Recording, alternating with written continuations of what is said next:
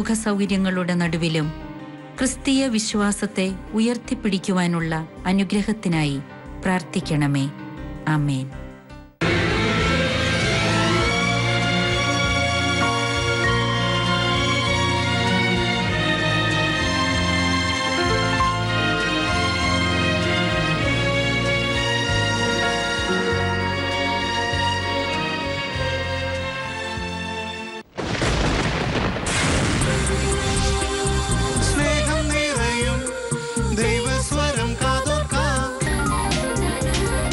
ആശ്വാസം നേടാം, ഹൃത്തിനുള്ളിൽ ജീവൻ നൽകും വചനം, തിരുവചനം.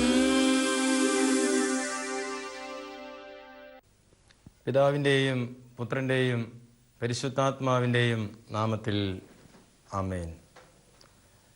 വിശുദ്ധ മത്തായിയുടെ സുവിശേഷം 21-ാം അധ്യായം 41-ാം വാക്യം. അവൻ ആ ദുഷ്ടരെ നിഷ്ഠൂരമായി നശിപ്പിക്കുകയും യഥാകാലം ഫലം കൊടുക്കുന്ന മറ്റു കൃഷിക്കാരെ മുന്തിരിത്തോട്ടം ഏൽപ്പിക്കുകയും ചെയ്യും. അവൻ ആ ദുഷ്ടരെ നിഷ്ഠൂരമായി നശിപ്പിക്കുകയും യഥാകാലം ഫലം കൊടുക്കുന്ന മറ്റു കൃഷിക്കാരെ മുന്തിരിത്തോട്ടം ഏൽപ്പിക്കുകയും ചെയ്യും. ഏൽപ്പിക്കുന്നത് ഏറ്റെടുക്കുന്നവൻ ഉത്തരവാദിത്തോടെ തിരികെ തരാൻ എന്നാഹ്വാനം ചെയ്ത യേശുവിനാൽ അനുഗ്രഹിക്കപ്പെട്ട പ്രിയ ശാലോം പ്രേക്ഷകരെ, ആരെയാണ് നാം കൂടുതലായി വിശ്വസിക്കുന്നത്? ഏറ്റെടുത്ത കാര്യങ്ങൾ ഉത്തരവാദിത്വത്തോടെ നിർവഹിക്കുന്നു എന്ന് കാണുന്നവനെ നാം വിശ്വസിക്കുന്നു. അറിഞ്ഞു ചെയ്യുന്നതും അറിയാതെ ചെയ്യുന്നതും രണ്ടും രണ്ടല്ലേ? ഒരുവൻ ഒരു ഉത്തരവാദിത്വം ഏറ്റെടുത്താൽ ജീവൻ കൊടുത്തും ആ ഉത്തരവാദിത്വം നിറവേറ്റാൻ അവന് കടമയുണ്ട് എന്ന് യേശുതമ്പുരാൻ ഈ വചനത്തിലൂടെ നമ്മെ ഓർമ്മപ്പെടുത്തുകയാണ്. അറിവില്ലായ്മയുടെ പേരിൽ ഒരുവൻ തെറ്റു ചെയ്താൽ അവൻ ചെറുതായി ശിക്ഷിക്കപ്പെടുമ്പോൾ, അറിഞ്ഞിട്ടും തെറ്റ് ആവർത്തിക്കുകയാണെങ്കിൽ അവൻ ക്രൂരമായി കൂടുതലായി പീഡിപ്പിക്കപ്പെടും. തിരുവചനമാത്. അറിവില്ലായ്മയുടെ പേരിൽ ഒരുവൻ തെറ്റു ചെയ്താൽ അവൻ അല്പം മാത്രം ശിക്ഷിക്കപ്പെടുമ്പോൾ, അറിവുണ്ടായിട്ടും അവൻ തെറ്റ് ആവർത്തിച്ചാൽ അവൻ കൂടുതലായി ശിക്ഷിക്കപ്പെടുന്നു. തമ്പുരാൻ നിനക്ക് താലന്ത് തന്നിട്ടുണ്ട്. വിശുദ്ധ മത്തായിയുടെ സുവിശേഷം 25-ാം അധ്യായം 14 മുതലുള്ള വാക്യങ്ങൾ. അവൻ നിനക്ക് 10, 5, 1 താലന്തുകൾ നൽകിയിട്ടുണ്ട്. അവൻ നിങ്ങൾക്ക് നൽകിയിരിക്കുന്ന താലന്ത് എന്ന് പറയുന്നത് മണ്ണിനടിയിൽ കുഴിച്ചിടാനല്ല, മറിച്ച് പെരുപ്പിക്കാനാണ്. മണ്ണിനടിയിൽ കുഴിച്ചിടുന്നവനെ നോക്കി തമ്പുരാൻ വിളിക്കും, ദുഷ്ടനായ ഭൃത്യ, ദുഷ്ടനായ ഭൃത്യ. ദൈവം നിന്നെ വലിയ ഉത്തരവാദിത്വങ്ങൾ ഭരമേൽപ്പിക്കുമ്പോൾ ആ ഉത്തരവാദിത്വത്തെ സന്തോഷത്തോടെ ഏറ്റെടുക്കുകയും ഏറ്റെടുത്ത ഉത്തരവാദിത്വത്തെ അതെന്റെ കടമയാണ് എന്ന ബോധ്യത്തോടുകൂടി എടുത്തുചാട്ടമില്ലാതെ അർത്ഥം മനസ്സിലാക്കി ചെയ്യുകയും ചെയ്യുമ്പോൾ കർത്താവ് വിളിക്കും, നീ ഭാഗ്യവാൻ. ഒരു അമ്മ പ്രസവിച്ചു. അന്ന് തന്നെ ഒരു കീരിയും പ്രസവിച്ചു. കീരി പ്രസവിച്ച ഉടനെ തള്ളക്കീരി മരിച്ചു. അമ്മ കുഞ്ഞിനെ പ്രസവിച്ചു. അമ്മ നോക്കുമ്പോൾ തൻ്റെ വീടിൻ്റെ മുറ്റത്ത് കീരിക്കുഞ്ഞ് കിടക്കുന്നു. അതിൻ്റെ അമ്മ മരിച്ചുവെന്ന് ഈ മനുഷ്യ സ്ത്രീ മനസ്സിലാക്കി.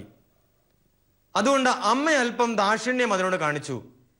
തൻ്റെ കുഞ്ഞിനോടൊപ്പം ഈ കീരിക്കുഞ്ഞും വളരട്ടെ. വർഷം പലത് കഴിഞ്ഞു. കുഞ്ഞു വളർന്നു. ഒരു നാൾ അമ്മ ഈ കുഞ്ഞിനെ തൊട്ടിലിൽ കിടത്തിയതിനു ശേഷം അയൽവക്കത്തെ വീട്ടിലേക്ക് പോയി. വീട്ടിൽ വേറെ ആരുമില്ല. കീരിക്കുഞ്ഞ് ഈ തൊട്ടിലിന്റെ തൊട്ടു താഴെ കുഞ്ഞിന് കൂട്ടായി കിടപ്പുണ്ട്. അല്പസമയത്തിനുള്ളിൽ ഒരു മൂർഖൻ പാമ്പ് ഈ തൊട്ടിലിനെ ലക്ഷ്യമാക്കി ഇഴഞ്ഞു വരുന്നത് കീരിക്കുഞ്ഞ് കണ്ടു. എന്തു ചെയ്യും? മൂർഖൻ പാമ്പ് തൊട്ടിലിൽ കിടക്കുന്ന കുഞ്ഞിനെ കൊത്തുമെന്ന് ഈ കീരിക്കുഞ്ഞ് മനസ്സിലാക്കി. അതുകൊണ്ട് കീരിക്കുഞ്ഞ് നേരെ പാഞ്ഞു ചെന്ന് ഈ മൂർഖൻ പാമ്പുമായി നല്ല ഒരു മൽപ്പിടുത്തം നടത്തുകയാണ്.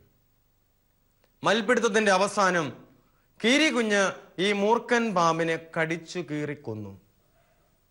കടിച്ചു കീറിക്കൊന്നതിന് ശേഷം ചോരയൊലിക്കുന്ന മുഖവുമായി ഈ കീരിക്കുഞ്ഞ് വീടിന്റെ മുറ്റത്തേക്ക് നടന്നെടുത്തു. ആ അവസരത്തിൽ ഈ കുഞ്ഞിന്റെ അമ്മ അയൽവക്കത്തെ വീട്ടിൽ നിന്ന് തിരിച്ചു വരികയാണ്.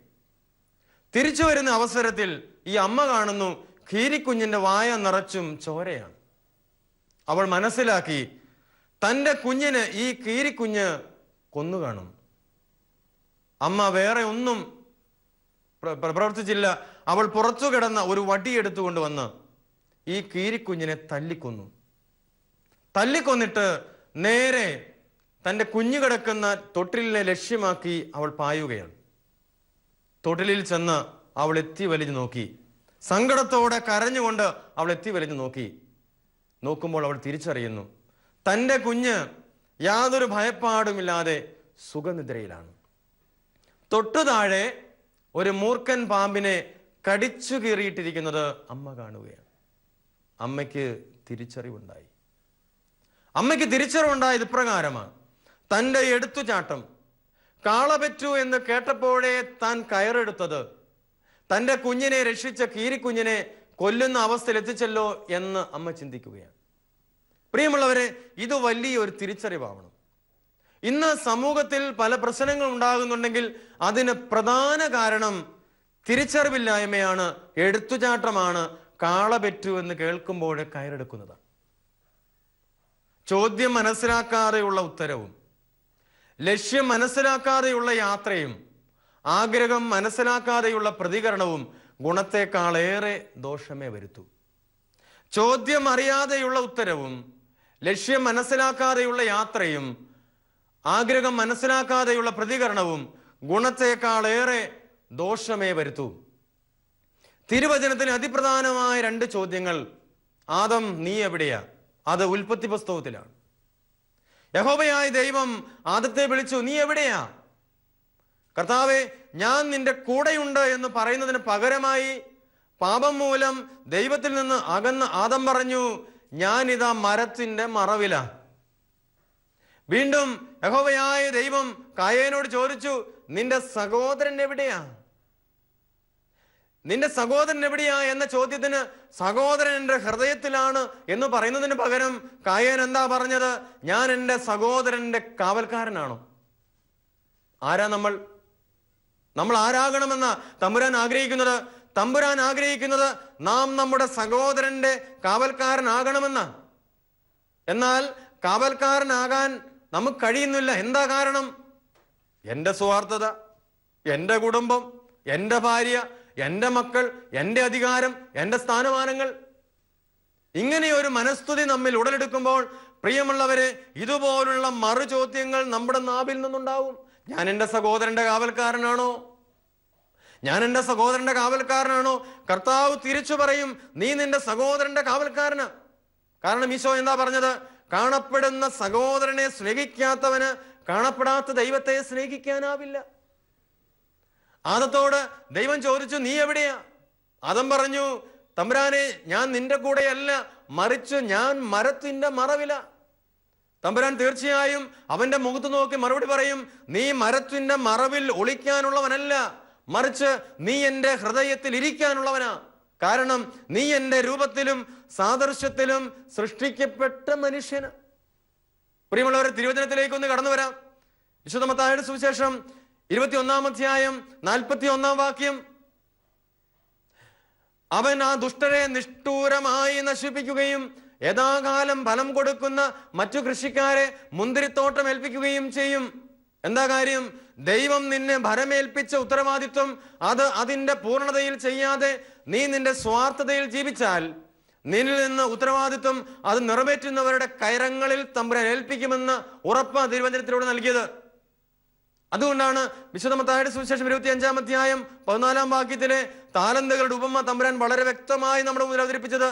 താലന്തുകൾ ദൈവം നിനക്ക് നൽകിയിട്ടുണ്ടെങ്കിൽ അതിനെ പെരുപ്പിക്കുക, അല്ലാതെ കുഴിച്ചു മൂടുക, അതല്ല തമ്പുരാൻ നമ്മൾ ആഗ്രഹിക്കുന്നത്. നമുക്ക് തിരുവചനത്തിലേക്ക് ഒന്ന് കടന്നു വരാം. എന്താണ് ഇവിടുത്തെ ഇതിവൃത്യം? തമ്പുരാൻ തോട്ടത്തിന് ആവശ്യമുള്ളതൊക്കെ, മുന്തിരി വളരുന്നതിന് ആവശ്യമുള്ളതൊക്കെ ചെയ്തു. അവൻ തോട്ടം കിളച്ചു, മണ്ണിളക്കി, വളമിട്ടു, വെള്ളമിറക്കി, ആവശ്യമുള്ള പരിചരണങ്ങളൊക്കെ കൊടുത്തു. അതിൻ്റെ ഒത്ത നടുവിൽ മുന്തിരിയെ നട്ടുപിടിപ്പിച്ചു. ചുറ്റും മതില് കെട്ടി, വേലി കെട്ടി, ചക്ക് സ്ഥാപിച്ചു, ഗോപുരം നിർമ്മിച്ചു. ഇത്രയും ചെയ്തതിന് ശേഷം തോട്ടത്തിന്റെ ഉടമസ്ഥൻ വേറെ ജോലിക്ക് വേണ്ടി പോവുകയാണ്. നമുക്കറിയാം, ഏദൻ തോട്ടം നട്ടുപിടിപ്പിച്ചിട്ട് ആദ്യ മാതാപിതാക്കളെ തോട്ടത്തിന് നടുവിലേക്ക് നിർത്തിയിട്ട് കർത്താവ് പറഞ്ഞു, തോട്ടത്തിലുള്ളതൊക്കെ നീ ഭക്ഷിച്ചു കൊള്ളുക, എന്നാൽ തോട്ടത്തിന് നടുവിൽ നിൽക്കുന്ന വൃക്ഷത്തിന്റെ പഴം മാത്രം നീ തിന്നരുത്. ഇവിടെ മുന്തിരിത്തോട്ടം നട്ടുപിടിപ്പിച്ചിട്ട് അതിന് ചുറ്റും വേലി കെട്ടിയിട്ട് ചക്ക് സ്ഥാപിച്ച് ഗോപുരം പണിതതിന് ശേഷം ഒരു കണ്ടീഷൻ പോലും തമ്പുരാൻ പറയുന്നില്ല. മറിച്ച് ഉത്തരവാദിത്വപ്പെട്ടവരെ, തോട്ടക്കാരെ തോട്ടം ഏൽപ്പിച്ചിട്ട് അവൻ വേറെ ജോലിക്ക് വേണ്ടി പോവുകയാണ്. പ്രിയമുള്ളവരെ, ഇവിടെ 3 കൂട്ടരും അവരുടെ ഉത്തരവാദിത്വം തിരിച്ചറിയണം. തോട്ടത്തിന്റെ ഉടമസ്ഥൻ തോട്ടത്തിന് ആവശ്യമുള്ളതൊക്കെ ചെയ്യണം. മുന്തിരി നടണം, മണ്ണ് കിളച്ചു മറിക്കണം, വേലി കെട്ടണം, ചക്ക് സ്ഥാപിക്കണം, ഗോപുരം പണിയണം. ഇനി മുന്തിരി എന്തു ചെയ്യണം? അത് നഷ്ടപ്പെട്ട സാഹചര്യത്തിൽ തോട്ടത്തിന്റെ ഉടമസ്ഥന്റെ ഹിതമറിഞ്ഞ് ആഗ്രഹം മനസ്സിലാക്കി അതിനു ചേർന്ന ഫലങ്ങൾ പുറപ്പെടുവിക്കണം. ഇനി തോട്ടക്കാരൻ എന്തു ചെയ്യണം? തോട്ട ഉടമസ്ഥന്റെ ഹിതം തിരിച്ചറിഞ്ഞ് മുന്തിരിയുടെ ആഗ്രഹം മനസ്സിലാക്കി തോട്ടത്തിന് ആവശ്യമായ പരിചരണം കൊടുത്തേ പറ്റൂ. എന്ന് പറഞ്ഞാൽ തോട്ടത്തിന്റെ ഉടമസ്ഥനും മുന്തിരിയും തോട്ടത്തിൽ പണിയെടുക്കുന്ന ജോലിക്കാരും ഒരേ ലക്ഷ്യത്തോടെ പ്രവർത്തിക്കണം. ഉത്തരവാദിത്വം തിരിച്ചറിഞ്ഞ് സ്വാർത്ഥതയില്ലാതെ പെരുമാറണമെന്നർത്ഥം. ഇവിടെ ഈ സുവിശേഷ ഭാഗത്തേക്കൊന്ന് കടന്നുവാ. തോട്ടക്കാരനെല്ലാം ചെയ്തു, മുന്തിരിയും എല്ലാം ചെയ്തു, പക്ഷേ കൃഷിക്കാര് സ്വാർത്ഥരായി. കൃഷിയിടത്തിൽ നിന്ന് തനിക്ക് ആവശ്യമുള്ളത് ശേഖരിക്കാൻ തമ്പുരാൻ വേലക്കാരെ അയക്കുമ്പോൾ, ജോലിക്കാരെ അയക്കുമ്പോൾ തോട്ടത്തിലുണ്ടായിരുന്നവർ എന്തു ചെയ്തു? അവർ കുറെ പേരെ കല്ലെറിഞ്ഞു, കുറെ പേരെ തലക്കടിച്ചു, കുറെ പേരെ കൊലപ്പെടുത്തി. തലക്കടിക്കുക എന്ന് പറഞ്ഞാൽ കൊല്ലുന്നതിന് തുല്യമാ. അവൻ ചത്തേ പറ്റൂ. കാരണം ഇവൻ ചത്തെങ്കിൽ മാത്രമേ, ഇവൻ കൊല്ലപ്പെട്ടെങ്കിൽ മാത്രമേ ഈ തോട്ടം തങ്ങളുടേതാവുകയുള്ളൂ. പറയുമ്പോൾ എന്താ ഇതിനുള്ള കാരണം? അവർ ഉത്തരവാദിത്വം മറന്നു. മറിച്ച് തല വയ്ക്കാൻ ഇടം കൊടുത്തിട്ട് കൊടുത്തയാളെ പുറത്താക്കുന്ന ഒരവസ്ഥയിലേക്ക് ഇതാ മുന്തിരിത്തോട്ടം എത്തി നിൽക്കുന്നു. കർത്താവ് ഇത് വെച്ച് വെറുപ്പിക്കില്ല. കാരണം കർത്താവിന് ഏറെ ഇഷ്ടമില്ലാത്ത ഒരു കാര്യമാണ്. നിന്നെ ദൈവം ഒരു കാര്യം ഉത്തരവാദിത്വം ഏൽപ്പിച്ചുവെങ്കിൽ അത് ദൈവം ആഗ്രഹിക്കുന്ന തരത്തിൽ ഫലം കൊടുക്കാൻ നിനക്ക് കഴിയണം. പ്രിയമുള്ളവരെ, ഇവിടെ ഞാൻ മോഡലായി എടുക്കുന്ന ഒരു സ്ത്രീയുണ്ട്. അത് മക്കവായക്കാരുടെ 2-ാം പുസ്തകം 7-ാം അധ്യായം 22-ാം വാക്യത്തിലാണ്. അവിടെ അമ്മ തൻ്റെ മക്കൾക്ക് കൊടുക്കുന്ന ഒരു അതിമനോഹരമായ മാതൃകയുണ്ടല്ലോ. മക്കളോട് അമ്മ പറയുകയാണ്, മക്കളെ, നിങ്ങൾ എങ്ങനെയാണ് എൻ്റെ ഉദരത്തിൽ വന്നു പിറന്നതെന്ന് എനിക്ക് അറിഞ്ഞുകൂടാ. നിങ്ങൾക്ക് എങ്ങനെയാണ് രൂപങ്ങൾ ഉണ്ടായതെന്ന്, ഭാവങ്ങൾ ഉണ്ടായതെന്ന്, ജീവൻ ഉണ്ടായതെന്ന് എനിക്ക് അറിഞ്ഞുകൂടാ. നിങ്ങൾക്ക് ജീവൻ നൽകിയത്, ഭാവന വിടർന്നത് തമ്പുരാനിലാണെങ്കിൽ അവനെ നിങ്ങൾ ആരാധിക്കണം, വേറെ ആരെയും ആരാധിച്ചുകൂടാ. പ്രിയമുള്ളവരെ, ഈ അമ്മ നമുക്കൊരു മാതൃകയാവട്ടെ. ജെറമ്യാ പ്രവാചകന്റെ പുസ്തകം 29-ാം അധ്യായം 11-ാം വാക്യം, നിങ്ങളെക്കുറിച്ച് എനിക്കൊരു പദ്ധതിയുണ്ട്, അത് നിങ്ങളുടെ നാശത്തിന് വേണ്ടിയുള്ള പദ്ധതിയല്ല, മറിച്ച് ക്ഷേമത്തിന് വേണ്ടിയുള്ള പദ്ധതിയാ. നിങ്ങളെക്കുറിച്ച് എനിക്കൊരു പദ്ധതിയുണ്ട്, അത് നിങ്ങളുടെ നാശത്തിന് വേണ്ടിയുള്ള പദ്ധതിയല്ല, മറിച്ച് ക്ഷേമത്തിന് വേണ്ടിയുള്ള പദ്ധതിയാ. ദൈവം ക്ഷേമത്തിന് വേണ്ടിയുള്ള പദ്ധതി തയ്യാറാക്കുമ്പോൾ മനുഷ്യൻ നാശത്തിന് വേണ്ടിയുള്ള പദ്ധതി തയ്യാറാക്കുന്നു. ദൈവം മനുഷ്യന്റെ ക്ഷേമത്തിന് വേണ്ടി പദ്ധതി തയ്യാറാക്കുമ്പോൾ മനുഷ്യൻ അത് മറന്ന്, ഉത്തരവാദിത്വം മറന്ന് തൻ്റെ നാശത്തിന് വേണ്ടി കുഴി കുഴിക്കുന്നു. നന്ദി പറയാൻ, ദൈവം നമ്മെ സൃഷ്ടിച്ചതിന്, അവൻ നമ്മെ പരിപാലിക്കുന്നതിന്, അവൻ നമ്മെ തീറ്റിപ്പോറ്റുന്നതിന് നന്ദി പറയാൻ നമുക്കൊന്ന് കഴിയുന്നില്ല. കാരണം നമ്മുടെ ഉള്ളിൽ സ്വാർത്ഥതയെ നാം ഇരുത്തിയിരിക്കുകയാണ്. വിശുദ്ധ ലൂക്കായുടെ സുവിശേഷം 17-ാം അധ്യായം 11 മുതലുള്ള വാക്യങ്ങളിലേക്ക് നാം ഒന്ന് കടന്നുപോക്കേ. അവിടെ 10 കുഷ്ഠരോഗികളുടെ അവസ്ഥയെക്കുറിച്ച് തമ്പുരാൻ പറയുന്നത്. വഴിവക്കത്തിരുന്ന 10 കുഷ്ഠരോഗികൾ കർത്താവ് വഴിയിലൂടെ നടന്നു പോകുന്നത് കണ്ടപ്പോൾ അവർ വിളിച്ചു പറഞ്ഞു, ദാവീദിന്റെ പുത്രനായ യേശുവേ, ഞങ്ങളിൽ കനിയണമേ. കർത്താവ് അവിടെ നിന്നിട്ട് പറഞ്ഞു, നിങ്ങൾ പോയി നിങ്ങളെ തന്നെ പുരോഹിതർക്ക് കാണിച്ചു കൊടുക്കുക. നിങ്ങൾ പോയി നിങ്ങളെ തന്നെ പുരോഹിതർക്ക് കാണിച്ചു കൊടുക്കുക. പോകുന്ന വഴി അവര് സൗഖ്യം പ്രാപിച്ചു. തങ്ങൾക്ക് സൗഖ്യം കിട്ടി എന്ന് തിരിച്ചറിഞ്ഞപ്പോൾ ആ 10 പേരിൽ ഒരുവൻ തിരികെ വന്ന് പുരോഹിതന്റെ അടുക്കിലേക്കല്ല പോകുന്നത്, മറിച്ച് തമ്പുരാന്റെ അടുക്കൽ വന്ന് നന്ദി പറയുകയാണ്. നന്ദി പറയുമ്പോൾ തമ്പുരാൻ നെടുവീർപ്പോടെ ചോദിക്കുന്ന ഒരു ചോദ്യമുണ്ടല്ലോ, നിങ്ങൾ സുഖമാക്കപ്പെട്ടവർ 10 പേരല്ലേ, ബാക്കി 9 പേരെവിടെ? ഈ വിജാതിയനല്ലാതെ മറ്റാർക്കും തിരികെ വന്ന് തമ്പുരാനോട് നന്ദി പറയണമെന്ന് തോന്നിയില്ലേ? പ്രിയമുള്ളവരെ, ഇവിടെ ഒരു തിരിച്ചറിവ് വേണം. സ്വജാതീയരുടെ വിശ്വാസം രോഗസൗഖ്യത്തിൽ അവസാനിച്ചപ്പോൾ വിജാതിയന്റെ വിശ്വാസം രോഗസൗഖ്യം കടന്ന് രക്ഷയിലേക്ക് പ്രവേശിച്ചു. വിജാതിയന്റെ വിശ്വാസം രോഗസൗഖ്യം കടന്ന് രക്ഷയിലേക്ക് പ്രവേശിച്ചപ്പോൾ സ്വജാതീയരുടെ വിശ്വാസം രോഗസൗഖ്യത്തിൽ മാത്രം അവസാനിച്ചു. പ്രിയമുള്ളവരെ, നന്ദി ഉണ്ടാകുമ്പോൾ ഉത്തരവാദിത്വം മറക്കാതെ ജീവിതത്തെ തമ്പുരാന്റെ മുന്നിൽ സമർപ്പിച്ച് അവൻ തരുന്ന എന്തിനേയും സന്തോഷത്തോടെ സ്വീകരിച്ച് നാം ജീവിക്കുമ്പോൾ കൂടുതൽ നന്മകൾ തരാൻ, കൂടുതൽ അനുഗ്രഹങ്ങൾ തരാൻ തമ്പുരാന് തോന്നും. കാരണം തിരുവചനം അതല്ലേ പറയുന്നത്, 10 10 കൂടെ നേടിയപ്പോൾ അധ്വാനിക്കാതിരുന്ന അവന്റെ കയ്യിലിരുന്ന ആ താലന്ത് പോലും എടുത്ത് ഉള്ളവന് കൊടുത്തു. അത് എന്നിട്ട് ഈശോ പറയും, ഉള്ളവന് നൽകപ്പെടും, ഇല്ലാത്തവനിൽ നിന്ന് ഉള്ളത് പോലും എടുക്കപ്പെടും എന്ന് പറഞ്ഞാൽ ഉത്തരവാദിത്വം അറിയുന്നവൻ, തിരിച്ചറിയുന്നവൻ, തമ്പുരാന് കൊടുക്കുന്നവൻ കൂടുതലായിട്ട് തരാൻ തമ്പുരാന് തോന്നും എന്നർത്ഥം.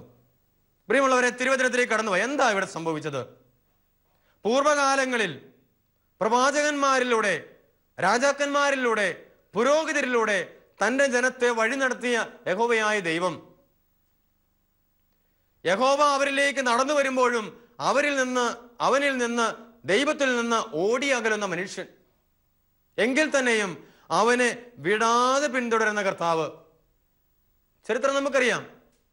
ദൈവത്തെ പോലും വെല്ലുവിളിച്ച് ബാബേൽ ഗോപുരം പണിത് അതിൽ ആനന്ദിക്കാൻ പരിശ്രമിക്കുന്ന മനുഷ്യൻ.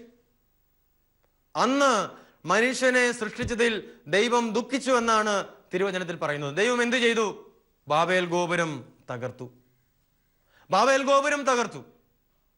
ദൈവത്തെ പോലും വെല്ലുവിളിച്ച് മ്ലേച്ഛമായ പ്രവൃത്തിയിലൂടെ നടന്നു നീങ്ങിയ ഇസ്രായേൽ ജനത്തെ ഈജിപ്തിന്റെ അടിമത്തത്തിലേക്ക് തള്ളിവിടുന്ന കർത്താവിന്റെ ചിത്രം, യഹോവയായ ദൈവത്തിന്റെ ചിത്രം പഴയ നിയമത്തിൽ നമ്മൾ കാണുന്നുണ്ട്. പല നാൾ ഈജിപ്തിന്റെ അടിമത്തത്തിൽ കഴിഞ്ഞ ജനത്തെ അവിടെ നിന്ന് മോചിപ്പിക്കുവാൻ മോശയെയും അഹറോനെയും പറഞ്ഞുവിടുന്ന ദൈവം, അവരെ പരിപാലിക്കുന്ന ദൈവം, ഫറവോ മനം കടുപ്പിക്കുമ്പോഴൊക്കെ ചില അടയാളങ്ങൾ കൊടുത്ത് എങ്ങനെയെങ്കിലുമൊക്കെ തൻ്റെ മക്കളെ അടിമത്തത്തിൽ നിന്ന് പുറത്തേക്ക് കൊണ്ടുവരുന്ന കർത്താവ്.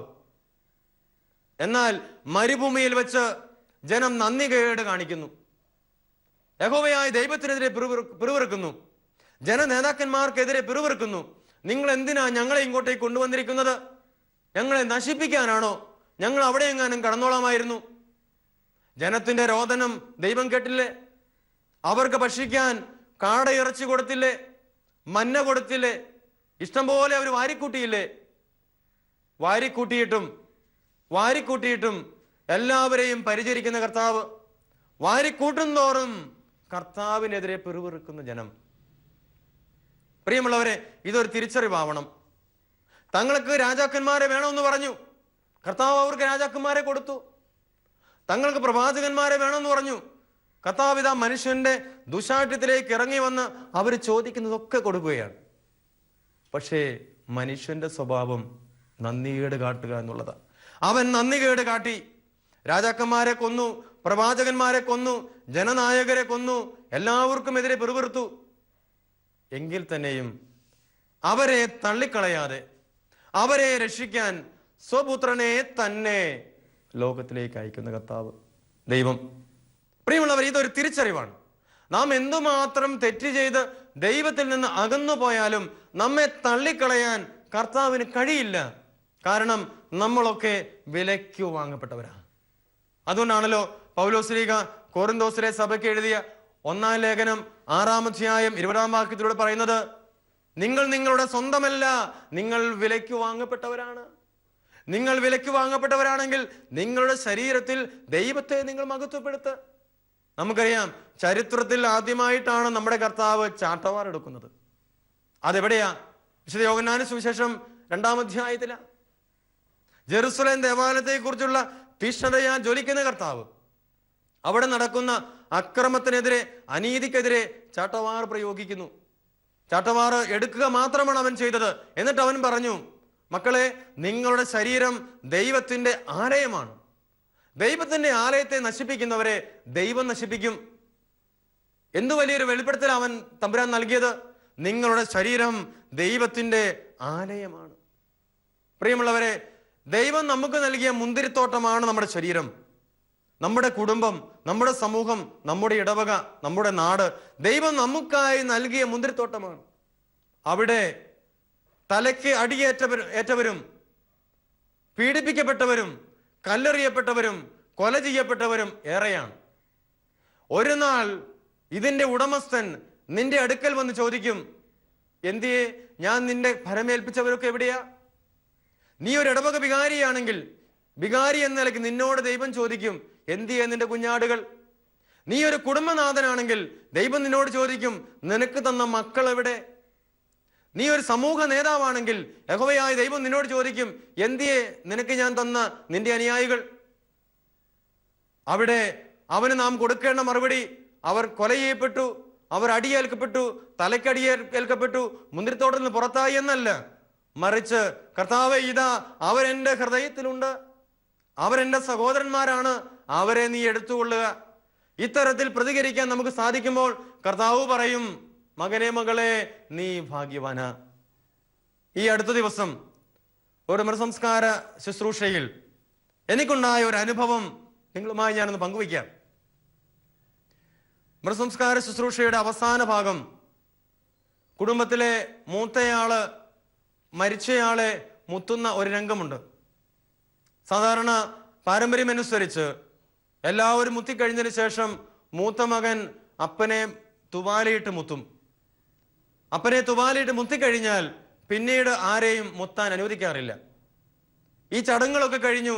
മൂത്ത മകൻ തുവാലയിട്ട് മുത്തി പെട്ടിയുടെ അടപ്പ് അടയ്ക്കാൻ തുടങ്ങുമ്പോൾ ആ മരിച്ചയാളുടെ മകള് ഇപ്രകാരം അലറി വിളിച്ചു, എനിക്ക് എൻ്റെ പപ്പായെ ഒന്നുകൂടെ കാണണം. നോക്കി നിന്നവരൊക്കെ രണ്ട് ഗ്രൂപ്പായി. ഒരു കൂട്ടർ പറഞ്ഞു, കാണിക്കാം, അതിനെന്താ കുഴപ്പം. വേറൊരു കൂട്ടർ പറഞ്ഞു, കാണിക്കാൻ പാടില്ല, വിധി പ്രസ്താവിക്കേണ്ടയാള് ഞാൻ പറഞ്ഞു പറ്റില്ല. ഞാൻ പറഞ്ഞു പറ്റില്ല.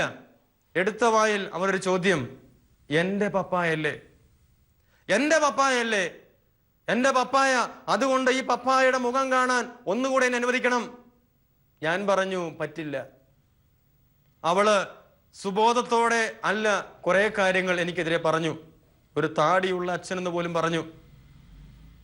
എങ്കിൽ തന്നെയും പ്രിയമുള്ളവരെ, ആ സ്ത്രീ പിറ്റേ ദിവസം സുബോധം വീണ്ടെടുത്ത് എൻ്റെ അടുക്കൽ വന്ന് മാപ്പ് പറഞ്ഞു. അവൾ പറഞ്ഞ പ്രകാരമാ, അച്ചോ, എൻ്റെ അറിവില്ലായ്മയുടെ പേരിൽ ഞാൻ പറഞ്ഞു പോയതാ.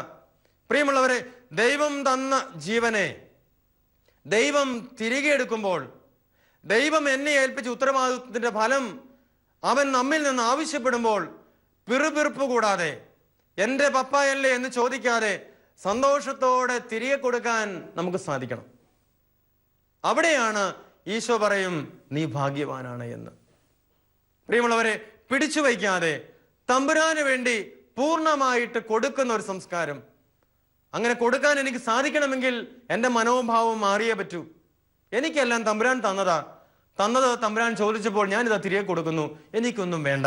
ഈ ഒരു മനസ്ഥിതി സ്വീകരിക്കാൻ നമുക്ക് സാധിക്കുമ്പോൾ അവൻ നമ്മിലേക്ക് സമൃദ്ധമായ അനുഗ്രഹങ്ങൾ തരും.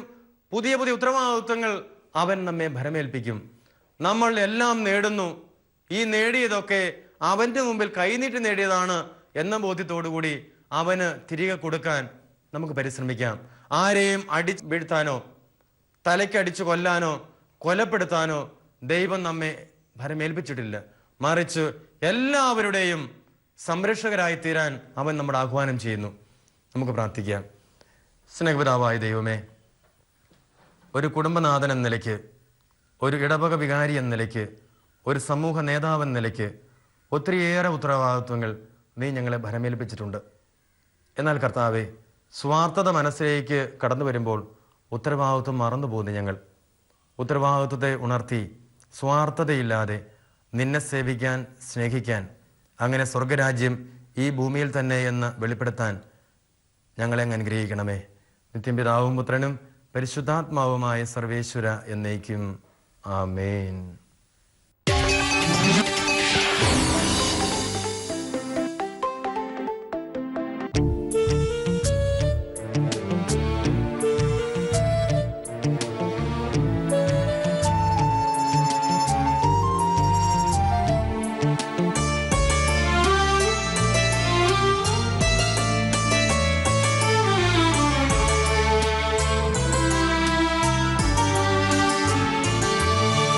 ഇത്രയേറെ നന്മയെനിക്കേകാൻ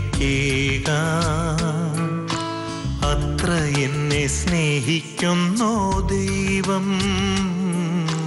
വ്യർത്ഥമായി പോയോരെൻ്റെ ജീവൻ അർത്ഥവും രൂപവും നീയേകി. വാക്കുകളില്ല നന്ദി ചൊല്ലുവാൻ കാഴ്ചയേകാം എൻ്റെ മാനസം.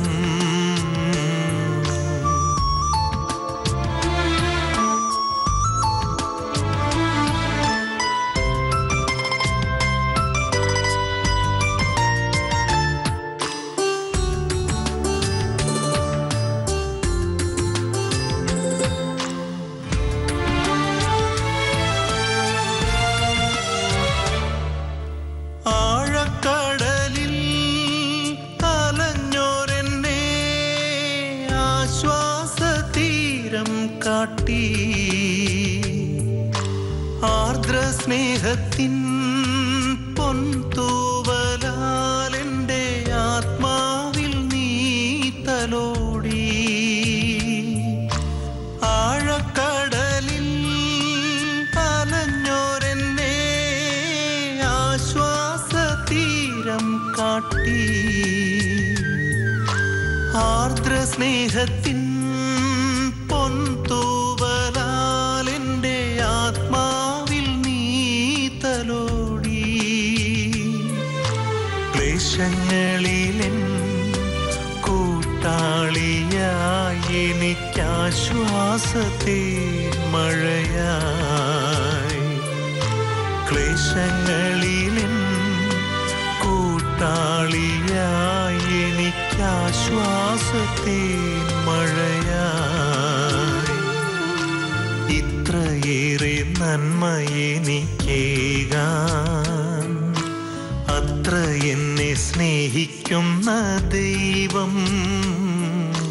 വ്യർത്ഥമായി പോയോരെൻ്റെ ജീവൻ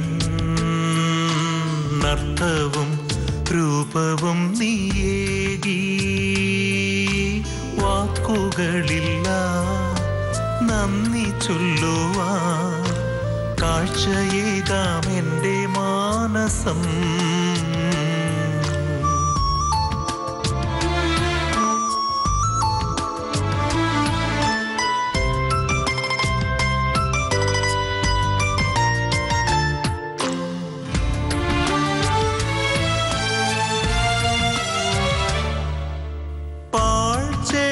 പാഴ്ചെടിയായി വളർന്നോരെന്നെ നൽശാഖിയാക്കി മാറ്റി.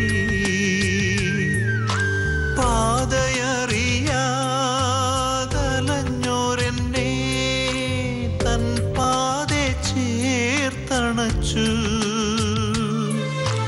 ഭാരങ്ങളെല്ലാം ക്രൂശായി വഹിച്ചെന്നെ തൻ സ്വന്തമാക്കി മാറ്റി.